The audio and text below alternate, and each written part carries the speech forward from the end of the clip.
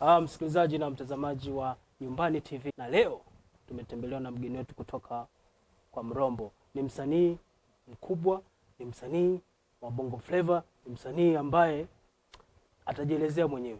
Karibu mkuu. Asante. Jina langu naitwa Zaki Mshua. Nafanya muziki wa Bongo Flava. Naishi Arusha. Mimi nafanya muziki wa Bongo Flava, nimeanza muda mrefu kidogo. Kwa hiyo tunazidi kupambana na game ambavyo linazidi kwenda, tunajitahidi kufanya muziki mzuri ambao uko kwenye soko la sasa. Hivyo.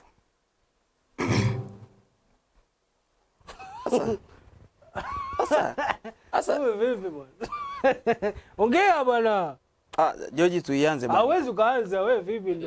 Wewe vipi? Hamna atakata ndozi unakataje? Unakataje bwana? Ongea bwana.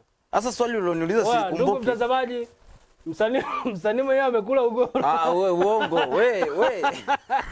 Wewe Joji bwana tuianze niongee vizuri. Nitaongea vizuri. Anza sasa. Tuanze vizuri. Anza. Okay. Jina langu naitwa Zaki Mshua, nafanya muziki wa Bongo Flava. Nipo Arusha sasa hivi.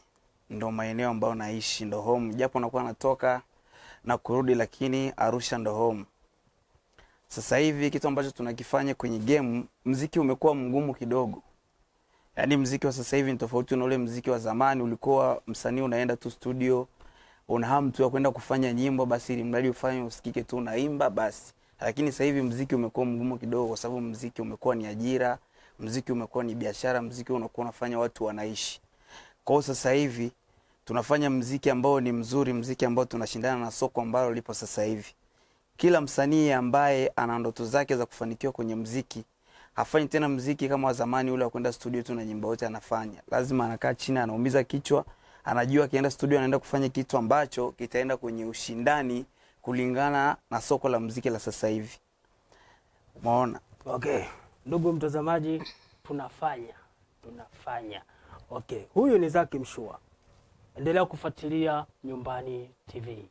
Na mimi ni Captain kutoka ofisi ya Rais TAMISEMI.